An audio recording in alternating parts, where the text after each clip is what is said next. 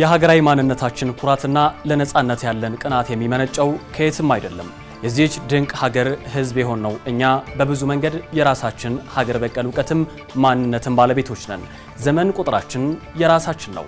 የፊደል ገበታችንም ቀደምትነታችንን ይመሰክራል። ለሺህ ዓመታት የዘለቀው የሀገረ መንግስት ግንባታ ታሪካችንም ከነጉድለቱም ቢሆን በኢትዮጵያዊ ማንነት ቀለም የደመቀ ነው።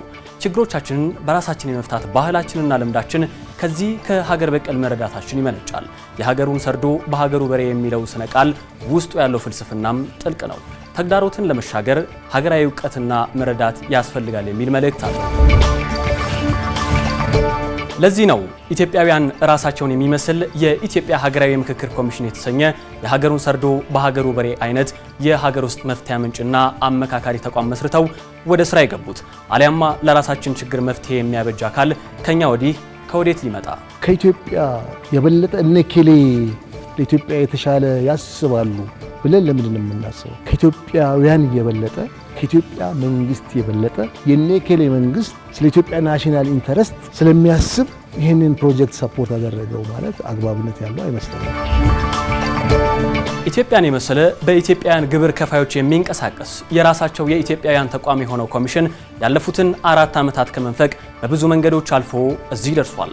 የሀገርን ልጆች እንምከርባቸው ብለው የመረጧቸውን አንኳር ነጥቦች ከ1300 በላይ የሀገሪቱ ወረዳዎች በማሰባሰብ ለሀገራዊ የምክክር ጉባኤ አዘጋጅቷቸዋል።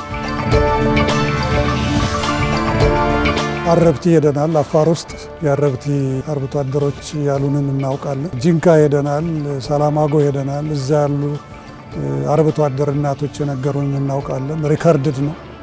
ስለዚህ ህዝቦቻችን በሄድንባቸው ቦታዎች ሁሉ አርብቶ አደር ይሁኑ አርሶ አደር የሚነግሩን ነገር ቢኖር አንደኛ ሰላም እንፈልጋለን። ይሄ በጣም ወሳኙ ነገር ነው።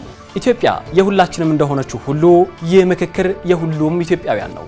የሚረሳ የሚዘነጋ ወደ ጎን የሚተው ማንም አይኖርም። ለዚህ ደግሞ ከደቡብ ኢትዮጵያ ክልል አሪ ዞን ለሀገራዊ ጉባኤ ስለ ሀገሯ የሌሎች የሷን ታሪክ የሚጋሩ ኢትዮጵያውያንን ሀሳብ ይዛ ወደ አዲስ አበባ የመጣችው ኤደን ኃይሉ ምስክር ናት። አካል ጉዳተኝነትን ሴትነትን አሸንፌ የ9 ወር ልጄን ይዤ እዚህ መድረክ ላይ ተገኝቻለሁ። በጣም ደስተኛ ነኝ። ሴቶችን ወክዬ አካል ጉዳተኛን ወክዬ እስከተመረጥኩኝ ድረስ 8ቱን አጀንዳ ለማስተላለፍ እዚህ ቦታ ላይ ተገኝቻለሁ። በጣም ደስ ብሎኛል።